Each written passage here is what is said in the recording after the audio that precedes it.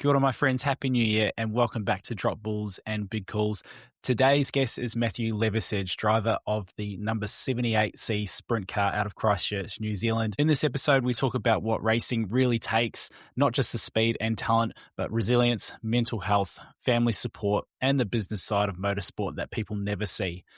Matt opens up about the highs, the setbacks, the pressure of sponsorships, and why providing real value matters just as much as results on the racetrack. This one's about passion, perspective, and trying to leave the sport better than you found it. Just a little housekeeping before we get started. Our new website is now up and running, bigcallspod.com.au. Check it out. All the information you need is there, as well as all the episodes released to date. Enjoy.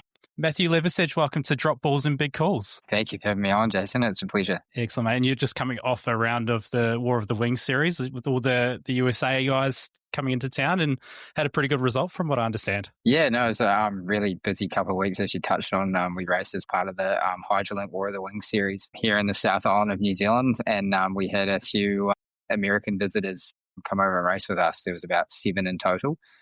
So it was really cool to be a part of that. Yeah, first 2 rounds we went down to Cromwell and ran a couple of 8th place finishes down there at a track. It's definitely not one of my favourites and somewhere we don't really go very often. But then was back home at Royal Burner Speedway in Christchurch and was actually running 3rd the first night and ended up 6th. But the final night qualified 4th and finished 3rd in the feature race and ended up getting 3rd for the USA Invasion Series behind 2 guys that actually sort of do it for a living and stuff like that, a bit more professional than myself being an amateur. So yeah, no, it was a great result for the team. Yeah, no, it was an awesome weekend. That's so good. What does a week like that teach you when you've got guys like that coming across from the States that, like you said, you know, they do it for a living, and we only get a set amount of meetings a year over here in New Zealand and Australia. What does it teach you when you have a week like that? Yeah, it's a good question. I think you sort of, I'm probably more on the experience side than some of the other guys that are in it. It's very young over here at the moment. I mean, even it feels weird me saying that at 29, but you almost feel like one of the veterans. So yeah, it definitely teaches you to have perspective. Those guys race. One of the guys we're racing against, I think he'd done about 70 odd meetings this year before he got back to New Zealand. And for comparison's sake, I think, if I had to guess, I'd done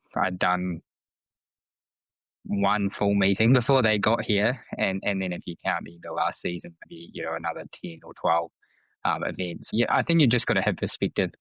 And you're probably a bit more focused than probably what you would be, any other night. Not to say that you sort of go into any other meeting with less focus. But yeah, I'd say you're a bit more on your game and try and leave no stone unturned. And yeah, like I said, I think just having a bit of perspective, it's a great opportunity to be able to race against those guys and obviously try and show your own talent and your own team's capability. But yeah, no, it's an awesome thing to be a part of. The intensity definitely ramps up a notch. That's so cool. And it sounded like you were sort of a last minute decision to go down to Cromwell. Yes, yeah. So we had a few car issues. So we had one more, what you call local show. That was the week of Cromwell. And we couldn't get the motor to run and we had a lot of issues and we had a long night on the track on Saturday. And then we actually went out to a place called Ellesmere on the Sunday to try and get it going.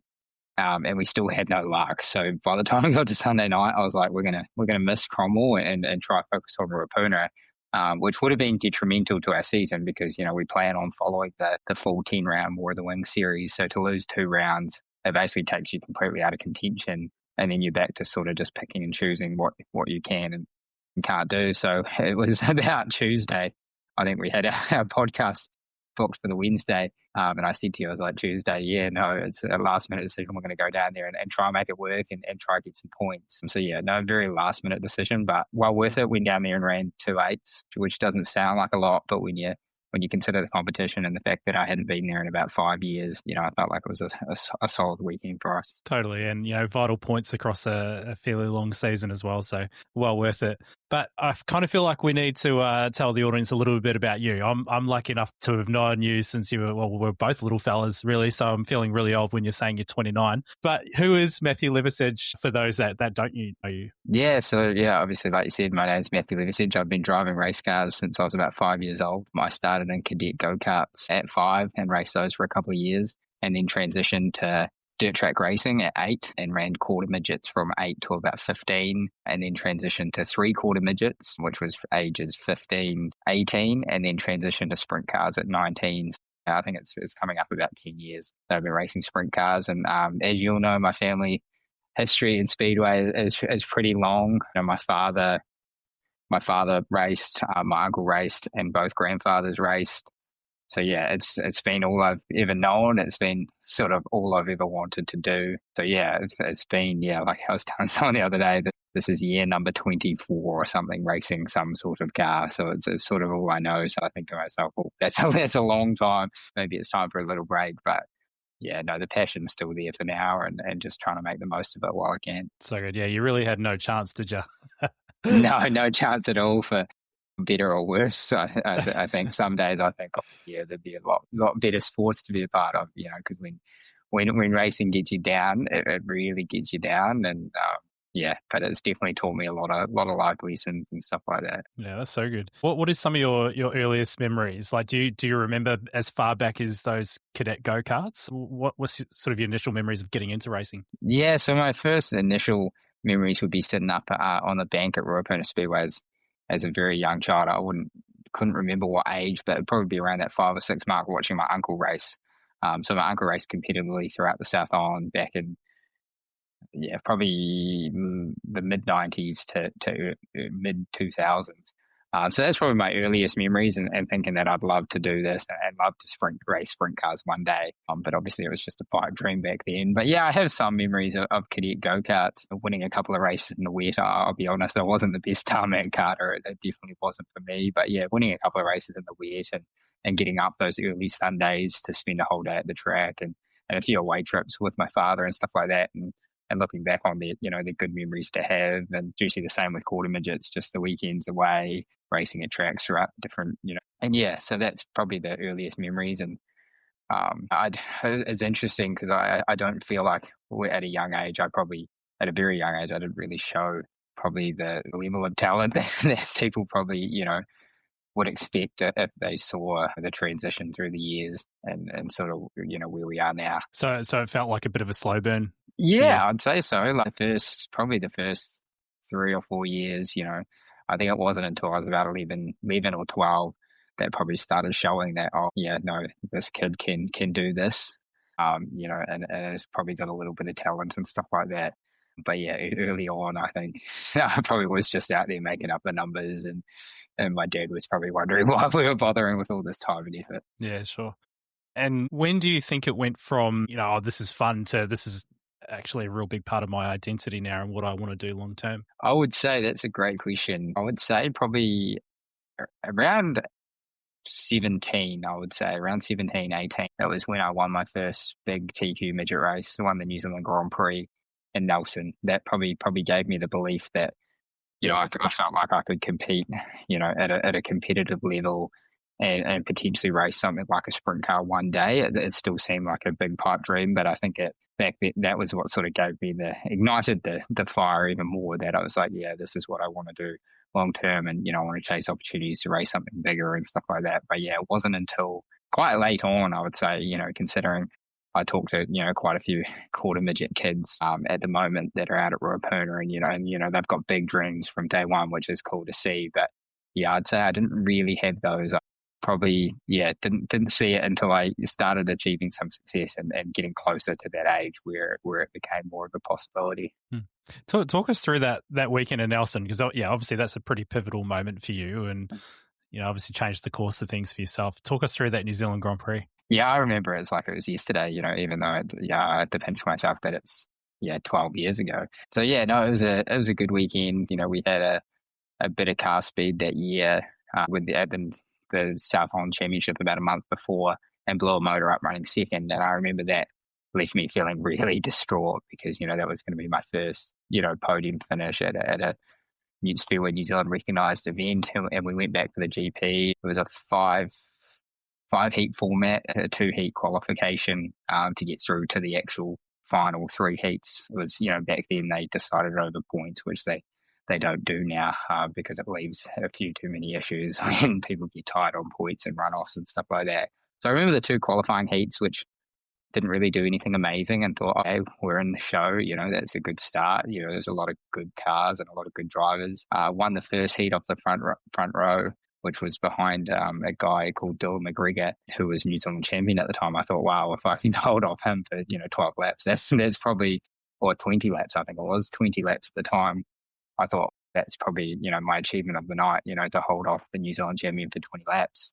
And it wasn't until the second heat, and I'd say that it was probably the big moment. I went from grid 12 and passed a lot of really fast cars and ended up winning that heat. And if you asked me at the time, I really don't know how it happened. I was sort of pinching myself at how fast we were that night. And I thought, holy moly, we're in with a chance to podium. Wasn't even thinking about winning. I was like, we're a chance to podium. Went out for the final race, was starting from grid 20.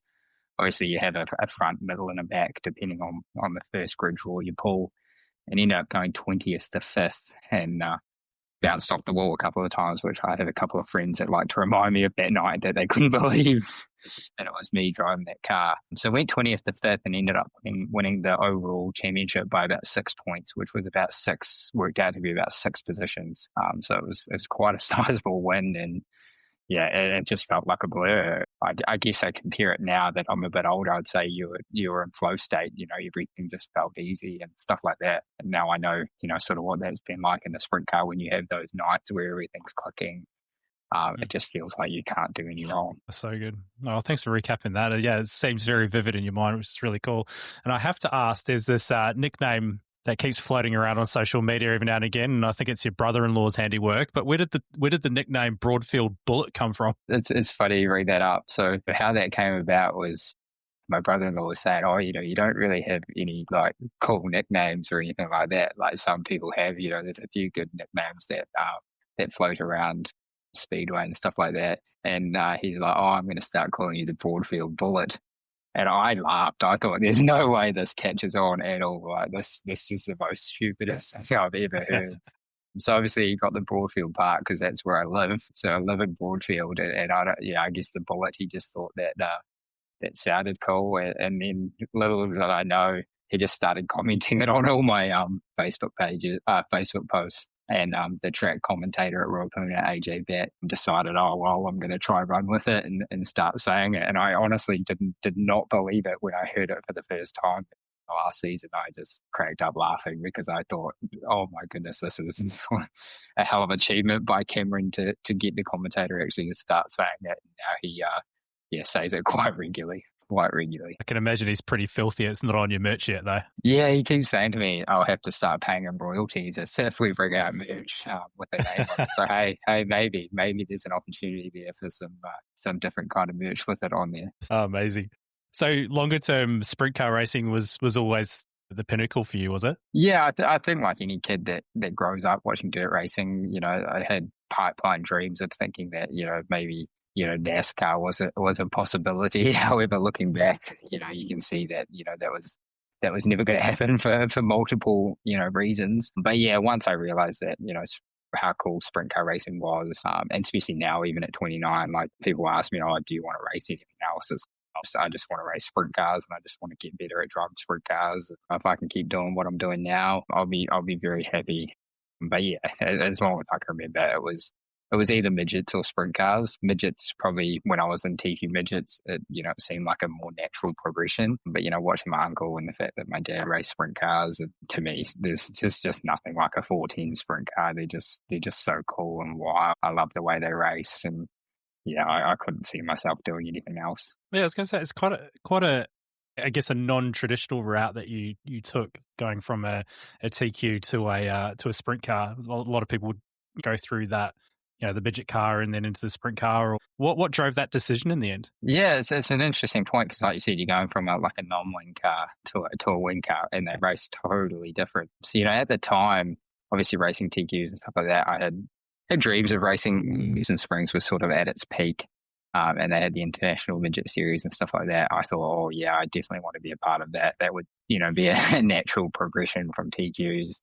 And then being from the South Island, midgets have never really been a big class down here, and a very competitive class at the time I was coming through, whereas sprint cars just seemed like a much better option at the fact that they have, when I first joined the War of the Wings series was in its probably, I don't know how many years, but it was an established series at that time. And the fact that, we're still running it, nearly 10 years later. It's just a lot more established, a lot more competitive in the South Island. It's easier to be, a South Island team racing sprint cars, and we get to race all the big shows. A lot of the Royal Coast Speedway shows are all based around sprint cars, and sprint cars seems to put bums on seats and, brings good attendance. So it just seemed like a more natural progression. And believe it or not, in New Zealand, sprint cars are probably a bit more cheaper than midget racing. Midget racing is the costs are pretty huge, and you sort of need the best of the best to be competitive. Whereas a sprint car, I think you can do more with less, if that makes sense. Yeah, sure. But before we get to that jump to sprint cars, I want to go back to 2015. You mentioned that the 2015 New Zealand TQ title and also the 2017 New Zealand Sprint Car Championships is really tough moments. But maybe we go back to 2015 to start with. Talk us through the New Zealand TQ Championship. Why was it such a defining moment in your life? Yeah, it was actually probably the whole reason why my sprint car career started. And I haven't touched on this publicly probably ever, but we had a New Zealand TQ Championship at Greymouth, back then, and we had a really good weekend. It was over three heat race, 3 qualifying final points, similar to the New Zealand Grand Prix the year before. Had a really good run, ended up finishing second overall on points. And then the guy who actually won it got relegated for a pole line pass. So obviously in speedway race, you're not supposed to cut the pole line and stuff like that. So he got given a 2-spot relegation after that final heat, which actually propelled me to first overall. And it was a bit of a hollow feeling because on the flip side, I was stoked. We're finishing top 3 regardless, 1, 2 or 3 NZ. It was a childhood dream to run one of those numbers in a class. And but then on the other hand, when they said that, he got relegated for a couple of pole line passes, it was like, okay, well, the rules are the rules. I didn't do any pole line passes, so we finished first overall. Unfortunately, there was a bit of discrepancy with the official that weekend on how they filled out the paperwork. It became a literal nightmare for the next 6 months or so. The person who finished first and then got relegated to second decided that they would appeal it. So it went to sort of like a court of appeal with Speedway New Zealand. And so I ended up running 1 NZ on the car for the rest of that season, and then technically lost the title in about June, July that year during the off season, and got put back to 2 NZ. So it was a stressful few months for, I think I was 18 at the time, didn't have a lot of life experience, wasn't really built to probably go through it. I felt like I got slammed for what had happened, even though it was through no fault of my own. I just went along with what they said at the time, and they said he got relegated. So, you're now the New Zealand champion. And, as you can imagine, you tell any, kid that they're now the New Zealand champion, they're going to be pretty happy. And then it was about a couple of weeks later that there's a chance I'm going to lose this. There's a chance that, my name's going to get caught up in it. And it just felt like a bit of embarrassment losing it in about June, July that year. And then that's what I literally at that point said, I don't want to race TQ midgets anymore. I don't want to be a part of this division because it seems like there's always drama around decision making and stuff like that. Either I make the step up to another class or I, essentially call it a day, and that was it for my racing career. And I was lucky enough that, my parents were on board with the idea of going to do something else, and we bought our first sprint car later that year, and been doing sprint cars ever since. Yeah, that's heavy, man. I didn't actually realize that context. Like you said, it hasn't sort of really been out in the public frame. No, it's something that, I still get people who come up to me and go, oh, that New Zealand TQ Championship you won. I sort of just half smile and sort of change the subject because it's, I'd say for a long time it was a bit of a touchy subject. Now, happily talk about it. Life goes on. 1, 2 NZ to me now doesn't really mean much. It is what it is. We got to celebrate on the night, regardless of whether it was 1 or 2 NZ, and I'm really proud of everyone involved in our team at the time to get that result. And now I can look back on it with a bit more happy memories than what I did at first. Oh, that's good, mate. Yeah, at least you've had that reflection, and you got to step up into a great class. So obviously your parents were super supportive, and it's certainly not cheap to go sprint car racing. So that must have taken big sacrifice from your family to go down that avenue. Yeah, it did. It was Yeah, like we bought a very budget car at the time, probably the cheapest possible sprint car you could buy at the time, and went out there and ran that first season with next to no spares. Yeah, like I look at all the gear we have now on our race team. We've to me, I'm really proud looking back at the race team we have built now to this day with the equipment we have and the spares we have and how we operate. Because yeah, the way we did 10 years ago was always pretty funny looking back. Like I said, we probably had one spare right rear wheel, no spare top wing, one spare front wing, no spare front end, no spare diff, no spare anything. Like it was go out there and finish races, and we ended up actually finishing fourth in the War of the Wings that year. So it was really cool, and actually won a couple of features, finished second in the New Zealand Grand Prix, all in our first season, and yeah, it felt surreal. I think it definitely taught me how to race with less, with no spares, how to finish races, how to get through events, without putting yourself in harm's way. Did you feel a lot of pressure? No, I don't think so, because I think at 18 you're just very naive. You just don't realize. If I look back now at 29, I don't know how I managed to race with with that amount of equipment and being that sort of not unorganized, but unprepared. But I think the beauty was I didn't know at the time when I was 18 what I was getting myself into. I was thinking, wow, we're racing sprint cars. This is cool. We might not be racing next week if we tear up some gear, but hey, this is cool. We're racing sprint cars. We managed to get through that year pretty well unscathed until the end of that year. That's so good. So another key event that you mentioned as a defining moment in your life was the 2017 New Zealand Sprint Car Championships. Only a couple of years in the class at this point. What about that event sticks out for you at this point? Yeah, sort of looking back there, 2015, 2017, it definitely went through the ringer a bit in a short space of time. So that was the first New Zealand Sprint Car Championship I entered. It was at home at Ruapuna Speedway. Yeah, and it was a great weekend for us. Ended up qualifying fourth for the final, I think, third or fourth for the final, second row. It was an unbelievable, achievement for our team and stuff like that to qualify. Second row, be a part of the four-wide salute for a New Zealand Sprint Car Championship. And that was about as good as it got, because we got to the final, and I think it was about lap 5 or 6. I made a pass for the lead, and we made contact with the leader, who was arguably the hometown hero at the time. Two local Christchurch lads going at it, and yeah, made contact, and it's probably a 50-50 move. Yeah, you could probably blame either of us for it looking back, but unfortunately, being the rookie that had just come into the class, I got all the blame and got a bit of the hate for sort of taking out the local hero at the time and all this sort of stuff. So yeah, it was a tough weekend. It sort of taught me how brutal the sport can be, the brutal reality of social media, and how everyone can have an opinion, even if it's not warranted or if it is justified. So yeah, that was a tough moment. I hadn't really been through anything like that at the time. So yeah, went through that, and that was another moment where got to the point where I was pretty keen to call it a day and walk away from the sport, thinking, I don't really want to be a part of this. In my head, yes, it was a 50-50 move. I felt like it wasn't my fault. I still believe that to this day. But the fact that everyone else can have an opinion based on it, really thought, what's the point in carrying on for this? I don't know if I really want to open myself up to this kind of slander. And you do see it in all sports now, V8 supercars, all that sort of stuff, the whole no social hate and stuff like that. I think it's definitely gotten a lot better. Yeah, so the backlash was quite fierce. But yes, it was very fierce.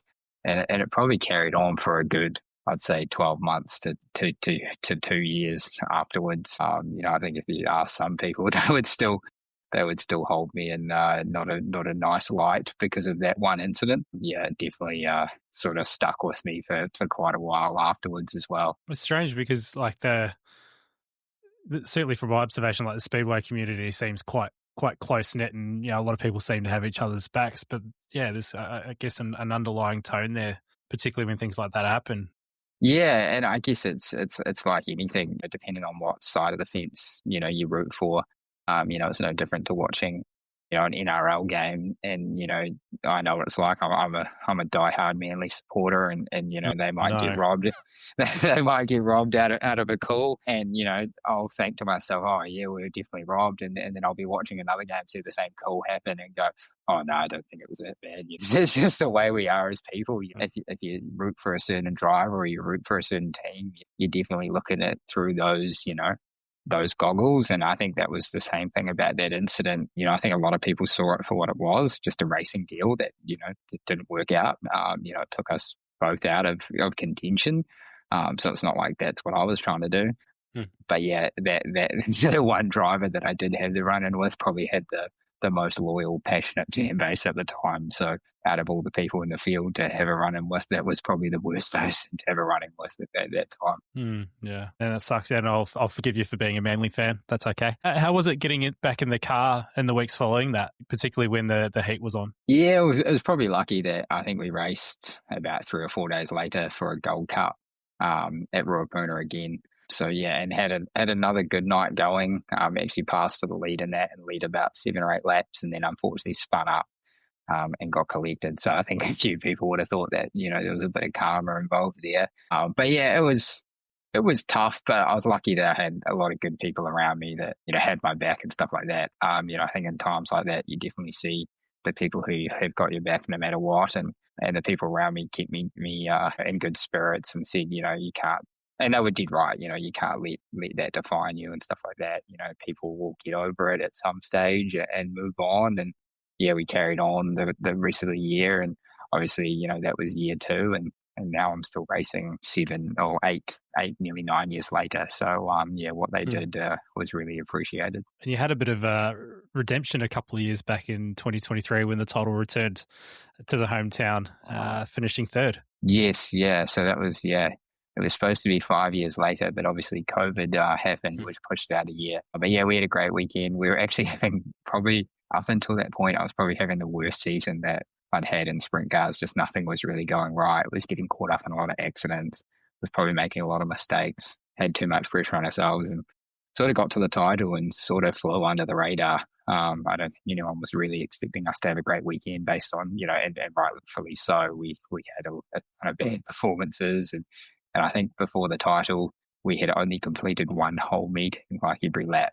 All the other meetings would dropped a heat race or DNF the feature or had issues. So yeah, went into that weekend with no expectations and thought, let's have some fun, and ended up qualifying 3rd on points for the final after the 5 heats. It felt very similar to 2017, second row start, and was thinking, oh yeah, here we go. Let's see what we can do. And ended up dropping back to about 6th or 7th in the main race, and sort of thought, oh, this is not good. We're sort of going backwards. Managed to get rolling again. Had a few yellows, was able to reset and drove back up through to 3rd and finished 3rd behind, two of the best in the country.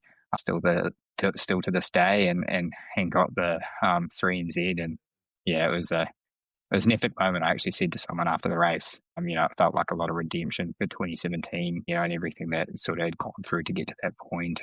Yeah, I remember that whole day like it was yesterday. It was arguably, the biggest achievement of my racing career, and obviously got to have 3NZ on the tail tank for 12 months. Yeah, incredible. Now, like a lot of us post Christchurch quakes, you moved away and moved to Auckland. I think just from a distant observation, it had a big effect on your racing career, but the early stages of moving up there was quite challenging from you, from what I understand. Yes, yeah. So that was after my first sprint car season, back in 2016. So yeah, made a last minute decision to move to Auckland. And to move to Massey University to study a Bachelor of Communications Marketing, which I ended up completing. It probably wasn't for the right reasons at the time. Done what most people have done and followed girlfriend at the time up there. And then got up there, and obviously our relationship didn't last long, and that made that year tough. Living away from home, navigating new things for the first time, and then that was what led to the decision to start racing at Western Springs, because I was going to be spending so much time in Auckland, and that's sort of what kick-started my. I think we worked out the other day that it's about 8 straight years racing at Western Springs on a very full-time basis. And it led to leading some really key people that are still working with us now. My crew chief, Scott, who still works on the car now. That's how I met him and his father, who have been very influential, in my racing career and in my life and stuff like that. And led to some good moments, some wins at Western Springs, and a lot of fun over the years. But 2016 was it was a year of first, moving away from home and navigating all things that came with that. Looking back, it was a very pivotal year that sort of could have made or broken everything, I think. Yeah, you came out the other side for the better. I guess for me, growing up, Western Springs was the pinnacle in New Zealand. That the history that place has and the level of competition up there was completely different to what obviously we had down in the South Island there. How did you find that, and do you feel it really raised your game as a driver? Yeah, it definitely 100% raised the level as a driver. It was sort of the place to be. If you wanted to be a good race car driver, you needed to race at Western Springs. You had to be battle-hearted, and it's sort of a place where you go and get your teeth kicked in a few times before you learn how to race properly and how to be fast on all types of racetracks. And it's just another step up, when you're racing against guys like Michael Pickens and Jonathan Allard on a week out basis. It just teaches you things. You learn so much racing with them.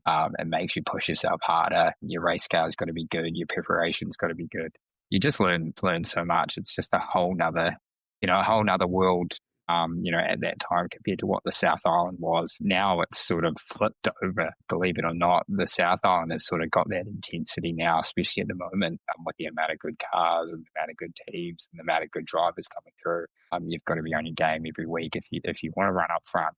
Otherwise, you're going to go backwards pretty fast. Yeah, it's pretty incredible. That was another thing I was going to bring up. Like I think across most classes in the South Island now, like the categories are exploding with more drivers now, and the quality of competition is better. It seems the crowds have returned as well. I remember before I left, Rapuna in particular was on its knees, man. I think Springs Promotions had just left and they were in between promoters and there wasn't a lot of money around. And it seems to be now like the stands are pretty full again, and the quality of the racing is really good. Yeah, you're 100% right. Like I remember the exact time period you're talking about, for a few years there. And that's why we went to race at Auckland. Arguably, there was a lot of nights at Ruapuna where there was only 8 to 9 sprint cars around. And, that's why, we raced TQs. The TQs probably had the best car numbers out of any class for a bit of a period there. So, it was just a very bad patch, I guess, for South Island sprint car racing. There just wasn't a lot happening. And I think, especially the sprint car side of things, the War of the Wings series has definitely helped propel the sport to new heights down here. The few key people involved in that. And then the same with Ruapuna. I think they got the right people at the right time who see the value in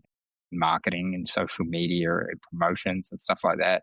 And I think that's where it sort of had that snowball effect that now it's arguably, arguably the best track in the country at the moment in terms of promotion and facility and the surface and the level of racing you actually get to see there. But if you had told me 5-6 years ago that, we'd be where we are now, I said, that's a pipe dream that I can't see happening anytime soon. Yeah, exactly. Like you said, there's a huge involvement in all the classes now. And the other thing that's cool to see to come in is the amount of young girls getting into Speedway. It's awesome to see, especially in TQ midgets and quarter midgets. There are so many young girls racing Speedway right now. And I think it's really cool to see that, it's becoming a much more gender sort of neutral sport, if you will. And we don't currently have any female sprint car drivers in the South Island at the moment, but I don't think it'll be, too long before we start seeing more females in sprint cars, which I think is cool to see. It's good for the whole family.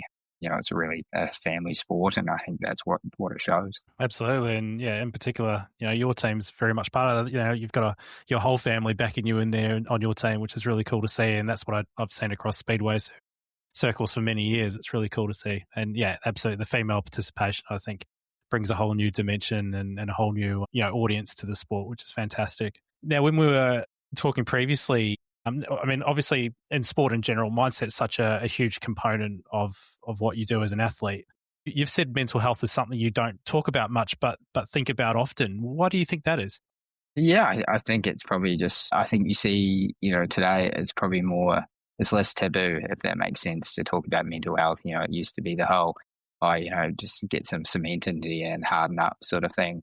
I think it's, a lot more spoken about. I just noticed for me personally, especially as I've gotten towards my late 20s, you just realize how important your mental health actually is, and doing things that, put you in a good headspace so that, you're able to be not only successful in a race car, which obviously I love to do, but just successful in terms of your career, and in your family life and stuff like that. If your mental health is not in a good place, you're probably not treating people the best. So yeah, I would say that's something that I think about regularly, but probably don't speak about as much as probably what I should. With mates and friends and family and all that sort of stuff. I think everyone's always going through something. So the more we open up those conversations, I definitely think we can save a few lives and definitely help more people. And how do you find these sort of talking points within motorsport culture? Probably terrible.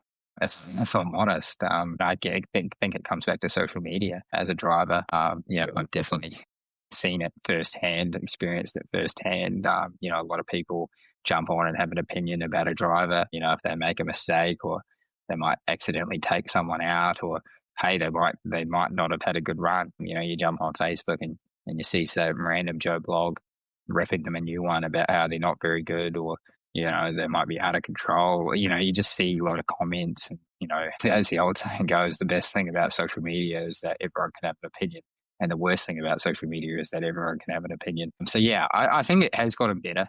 Like I said, I think it's definitely gotten better. People are a bit more refrained with their comments. But, yeah, you see it in all sports. I think you saw it recently with supercars. Just people jumping on and have an opinion about something, but they probably wouldn't come and say that to that person's face, but they'll be quite happy to write a social media comment about it, or send them a hate message. And, I just think, a lot of those, and more often than not, those people have their own kids that are saying it, and I wouldn't wish that on anyone, their child seeing what they wrote about, someone they don't even know. Yeah, 100%. And how do you look after yourself when you've had those pile-ons in the past? Like, how do you reflect on those times now, and what have you learned going forward with that in terms of preventing yourself going into those spirals, perhaps, or even dealing with imposter syndrome or self-doubt? Yeah, that's a great question. I definitely don't have it fully figured out, but I'm definitely a lot better than I used to be. Especially in terms of racing. I don't read a lot of comments or stuff like that. I read what people put on my page, and hey, I'm lucky. I've got a lot of great fans, a lot of great supporters, who comment, lovely things, nice things about, me and the team. But yeah, just ignore it. Usually, I don't read comments on other pages. Don't follow a lot of other pages to even read what people might be saying about me, or sort of just try and not give it the time of day that people think that they're going to get out of it. But yeah, and then just realizing that it's usually people forget about it. Usually people get over it after a few days. It's yesterday's news, something else happens. But yeah, I've probably been lucky that I haven't experienced much of it in the last few years. But yeah, no doubt, I think if I went looking hard enough on Facebook, I'd find something about me, about something they disagree with what I've done, or past that I may have done. So yeah, just not really giving it the time of day that it really doesn't deserve, I'd say, is how I do it. And obviously just carrying on with life and realizing that no matter what happens at the track on a Saturday night, I've still got to go to work on Monday, so it doesn't really matter. And I believe physical preparations played a big part in how you deal with things as well. Yes, yeah, big time. Mental health and fitness, I think, goes hand in hand. Yeah, I spent a lot of time in the gym, spent a lot of time running. And the motivation used to be to try and be better in the race car.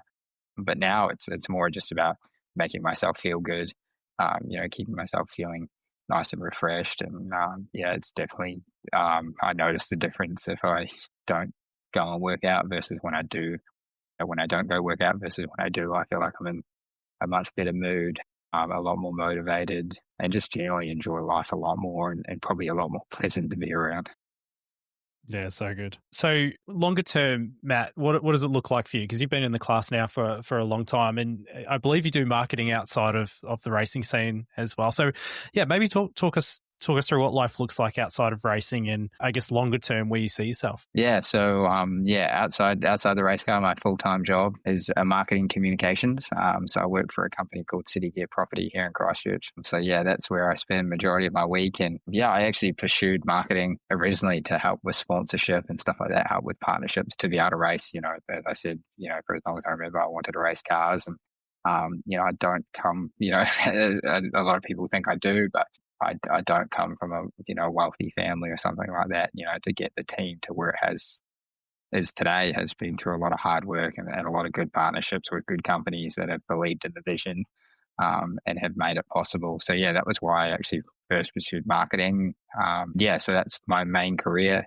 I've been there for about just over 12 months now. I really enjoy it. I love marketing, even away from motorsport and sponsorship. I enjoy the psychology of it. Try to think on how your target audience thinks, and I find it really fascinating. So yeah, with my marketing career, just want to keep growing, keep getting better at that. And the race car, it sounds weird to ask that what the future holds, but it's pretty simple now that I feel like I've done it for a wee while. Is just enjoy every race like it's my last. It's not going to last forever. I'm really enjoying myself at the moment. I went through a few years there where I probably wasn't enjoying it as much as what I should have been. So yeah, just trying to enjoy every moment. Obviously, it's a very family orientated thing. My father Brent's heavily involved, and my grandfather Royce is heavily involved as well, and he's just turned 80. So just enjoying every moment and trying to make the most of it. And obviously, hey, I really want to win races and do really well. And the ultimate goal is still hasn't been achieved yet. I'd love to be a New Zealand sprint car champion. That's probably what keeps me motivated and keeps me going. But other than that, just enjoying it and just trying to enjoy it as much as possible. As people know, life flashes you by really fast. So yeah, just trying to take every moment and appreciate it, and hopefully look back when I am done racing and be proud of what me and the team achieved. Fantastic. And marketing's enabled you to think more commercially and how to attract sponsors. How important are sponsors to what you do every day? Oh, they're huge. They're arguably 90% of what we're able to do as a race team. So yeah, I was pretty quick to realize at a young age that if I wanted to race at the level that I wanted to race at, that a lot of it was going to have to be funded through sponsors. And yeah, like you said, learning what companies want, and what they need in order to, put an investment. A lot of people look at sponsorship like it's free money, like a donation. Here's X amount of dollars, go have some fun and slap my logo on the side of your race car. And in reality, it's really not like that. It's about offering something of value and working with them to understand how you can help them and how you can, market their product or their service to your following or your, industry or sport.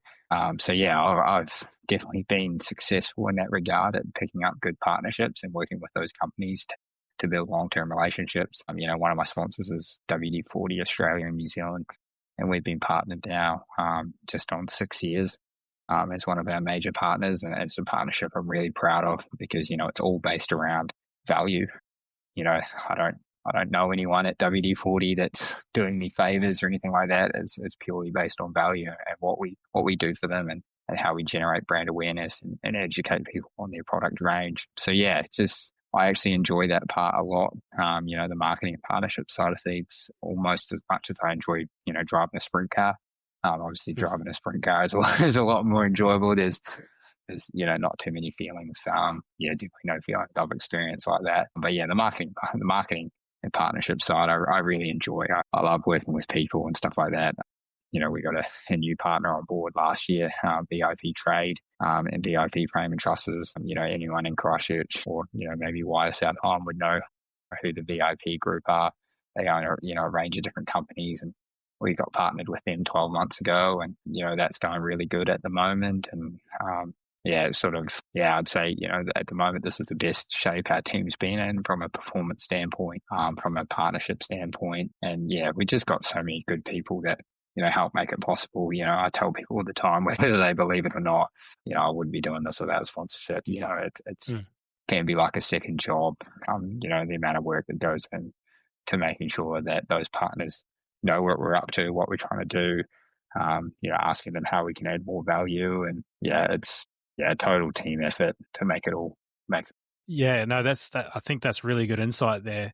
It does take a lot to keep people in the loop, and it's a lot more of a consultative approach, right? And I take it you've probably had a lot of rejection throughout this as well. Yes, that's a great point. Actually, I'll bring up an example. When I first started racing in Auckland, I used to send out emails to businesses with a little bit of a sponsorship, pitch. And I think one year I sent out like over 3,000 emails and didn't get a single sponsorship out of it. Got probably maybe 10 phone calls, 2 meetings, and didn't get anything out of it. So it taught me how hard it was going to be, to try and break through and stuff like that. So yeah, probably the first 5 or 6 years of my sprint car career was emailing companies every off season and trying to get in touch with people, messaging family, friends, asking them if they knew of anyone that would take a meeting with me and go through. And yeah, a lot of rejection at the fact that a lot of companies have been burnt by people. I wouldn't say specifically in motorsport, but we use motorsport as an example that, they'll give a race team sponsorship. They'll give them X amount of dollars. They'll put the name on the car and then they'll never hear back from that driver or that team until it's time to renew the sponsorship again. That was the biggest thing I noticed early on, is that a lot of companies have actually been burnt, that they're like, hey, I've spent X amount in the past and I never heard anything, or they never did anything that they said they were going to do. They promised the world and didn't deliver. So I made it a commitment from early on that, if I was going to do it, I was going to fulfill if I put down I was going to do this, I was going to do it. And I was going to communicate everything we were doing, where we were racing, almost over communicate at the point where they'd probably some of my sponsors get a little bit sick of hearing from me but I think there's never too much communication when, they're heavily involved in your racing and putting their hard-earned marketing budget, some of their budget, into our team. So yeah, that was the biggest thing I learned. But yeah, the rejection was, the first few no's was quite demoralizing. And you just realize if you don't ask, you don't get. So you just keep asking. But yeah, you sort of learn different ways.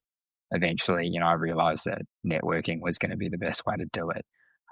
If Fred could open the door to John at XYZ, that was a lot more of an efficient way rather than just sending 3,000 cold emails with a template that you were entering their name. So yeah, it definitely taught me a lot, and the power of relationships, and sort of, I guess it comes back to sometimes it's not what you know, it's who you know. But I don't mean that in a way of, you just naturally know someone. It's just actually networking and meeting people that, hey, John owns a construction company. He really likes motorsport. Maybe he's a good person to go have a chat with.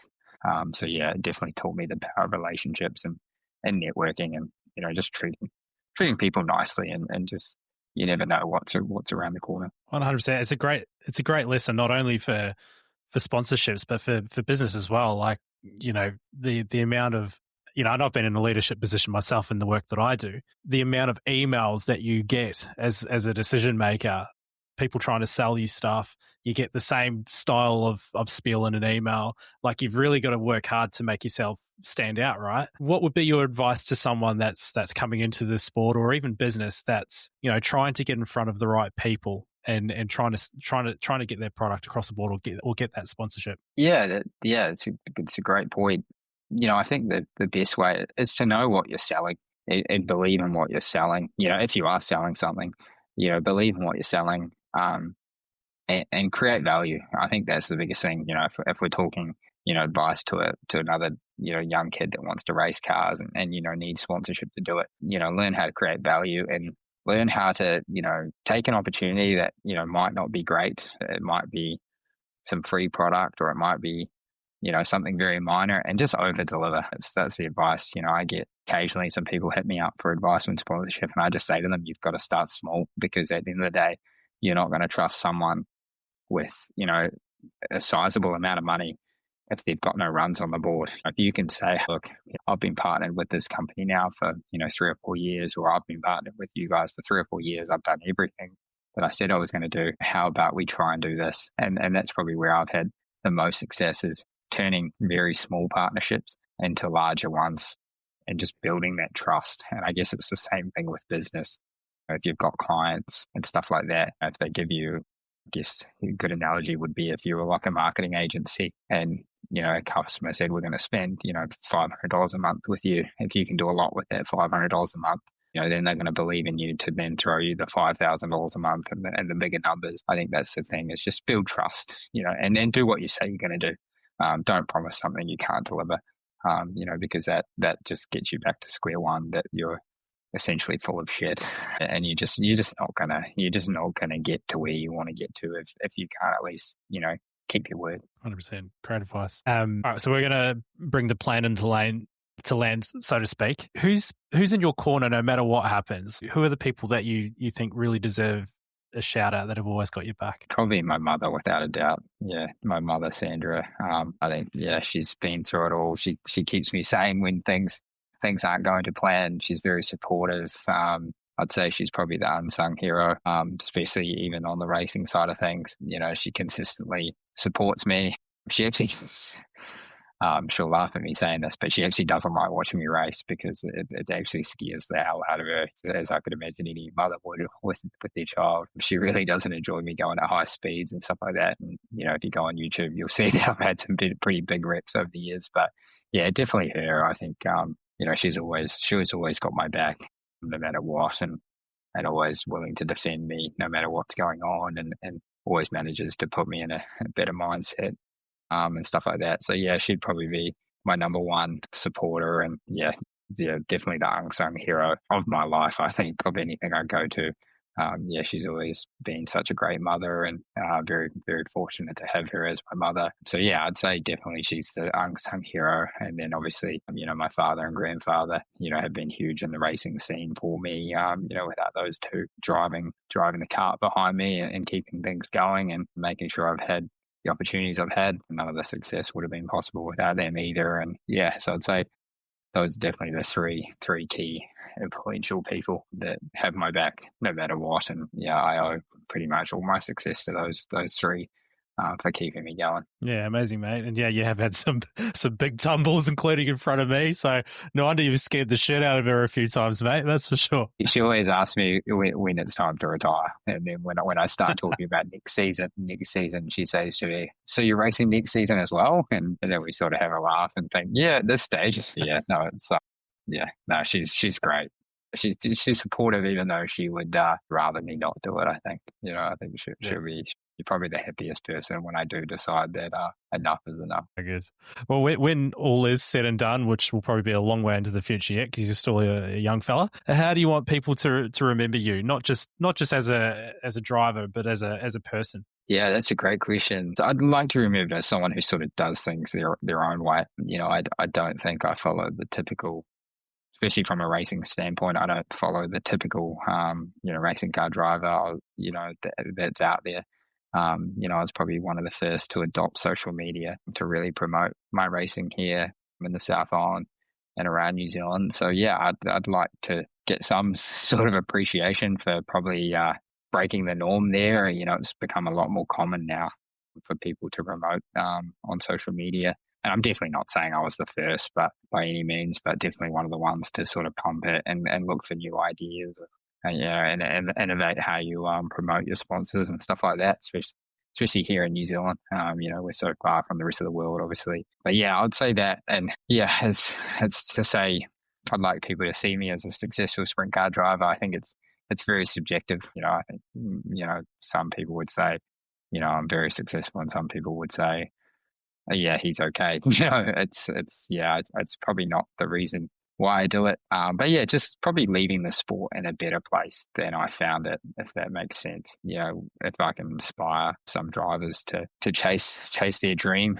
in Speedway and promote their sponsors well and try to do things a little bit differently than they have been done, I think that would be pretty cool. But yeah, obviously I'd like to be remembered as someone who had success and someone who did things the right way. Someone who raced hard but clean, and raced fair as well. I think that's probably the biggest things I would like to be remembered for when I'm done. And then as a person, to my family, just someone who does what they say they're going to do, someone who's pleasant to be around, someone who's got their back like they have mine, and especially now that I've got a young nephew, just setting a good example for him, and being there for him no matter what, and having his back, and just leading by example, I guess would be my answer to that question. Love it. That's great. And so this episode will probably come out sort of mid-January. How does the rest of the season look at the moment? I believe you got a little bit of time off over the Christmas break.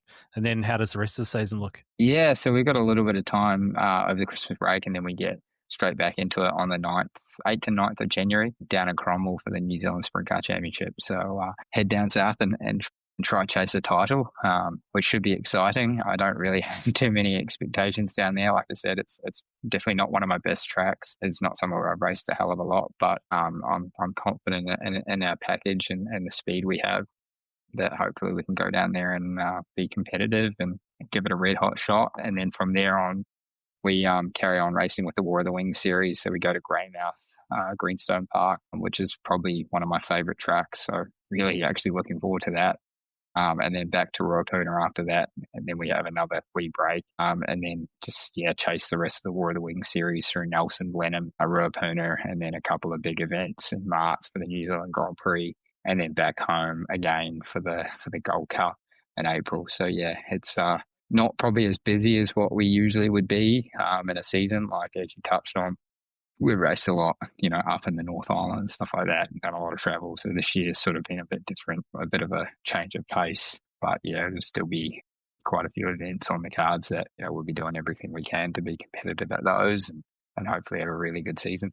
Yeah, there's been a lot of change in the North Island there, hasn't it? I guess with everything happening with Western Springs, would that be a key reason why you're spending so much time in the south this year? Yeah, it was sort of probably the timing. It was probably the timing. The fact that Western Springs is sort of where it is now, it's sort of in limbo at the moment. No one really knows if it's going to ever open again or whether the new speedway at Wakaraka Park is going to be the only place to race open wheel race cars. So it was sort of part of the reason to scale, back from traveling so much and come back to the South Island. The other part is just spending a little bit more time at home. I spent so many weekends away.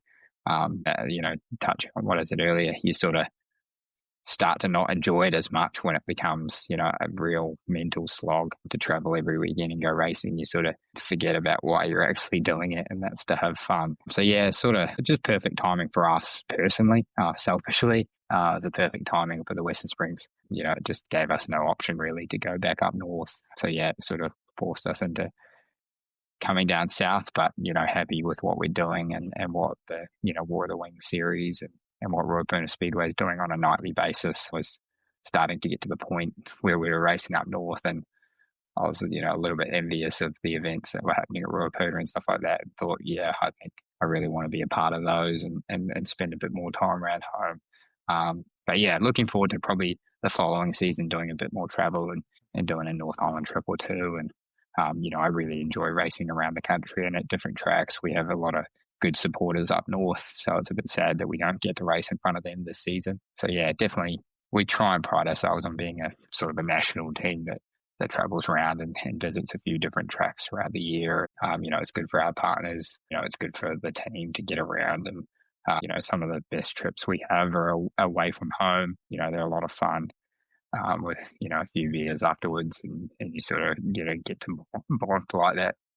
That's great. Awesome, man. Well, it sounds like you're in a really good place, and thanks so much for being so generous with your time. There's some great little gold nuggets all through this that I think people will get great value from, whether they're doing their racing or sports or even in business as well. I think that part you highlighted around the sponsorship and delivering value that was fantastic. So thanks again for doing this, mate. Really appreciate it. Oh, thank you for having me on. Like I said, it's been a while since my last podcast appearance. So when you sent me that message, I was like, I'm definitely keen to get on. Obviously learning what your podcast was about, I thought there's some good stories to tell there with the heartbreaks that you go through in racing and life and stuff like that, and the triumphs at the end of it if you keep on slogging it out. And so no, thank you for having me on. I was a bit blown away when I got the message from you that you wanted to have me on. I thought that's really cool. So no, I appreciate you wanting to have a chat.